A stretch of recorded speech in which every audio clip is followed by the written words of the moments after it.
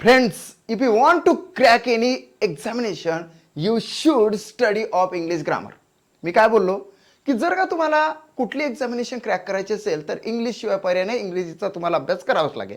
या ठिकाणी बघा, choose appropriate article to complete the given sentence. या ठिकाणी सेंटेन्स देण्यात आलेला आहे. काय सेंटेन्स मध्ये बघा, कुमारा नाशान किंवा कुमार नाशान इज ब्लँक आहे Keats of Malayalam literature. Then sentence आहे किड्स इज रोमॅन्टिक पोएट. आता एक लक्षात घ्या, जॉन किड्स नावाचा एक रोमॅन्टिक पोएट तिकडे इंग्लिशमध्ये होऊन गेला. कोणता? John Keats. जॉन KIDS त्यांनी इथं डायरेक्टली किड्स असं दिलेलं आहे. आता त्याचं कंपॅरिझन म्हटल्यापेक्षा त्याची इक्वेलिटी कुमार नाशान या मल्याळम पोएट सोबत केलेली आहे. मग Kumaran Asan is Keats of Malayalam literature. Malayalam literature मधला कुमार नाशान हाच जणू काही जॉन किड्स आहे.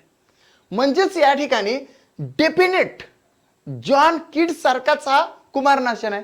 म्हणून Kumaran Asan is the Keats of म्हणायला लागेल. काय म्हणायला लागेल? The Keats of. कारण डेफिनेट आर्टिकल या ठिकाणी यूज करायला लागते. या ठिकाणी हाच आहे म्हणून Kumaran Asan is the Keats of Malayalam literature. Malayalam literature मधला कुमार नाशान हाच खरा जॉन किड्स आहे.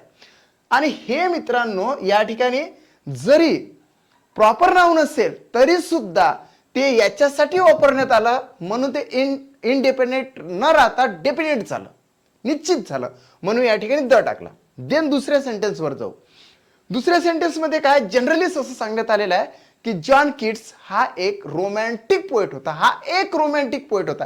एक म्हणजेच काय आणि कोण? John Keats. या ठिकाणी किड्स म्हणजेच या ठिकाणी प्रॉपर नाऊन म्हणून वापरलेला आहे. प्रॉपर नाऊन वापरलं, जनरली वापरलं म्हणून या ठिकाणी कुठलंही आर्टिकल येणार नाही. कारण की कोणत्याही प्रॉपर नाऊनच्या पुढे आर्टिकल येत नाही, है की नाही. म्हणून या ठिकाणी मारला क्रॉस. म्हणजे याला म्हटलं जाणार आहे नो आर्टिकल. आता काय येणार आहे? The no article a. The no article a कुठे आहे? तर सी ऑप्शन मध्ये आहे. So C option is the right answer of this question. मित्रांनो, जर का तुम्ही MPSC स्मार्ट लर्निंग हे चॅनल सबस्क्राईब केलं नसेल तर चॅनल सबस्क्राईब करा. थँक्स.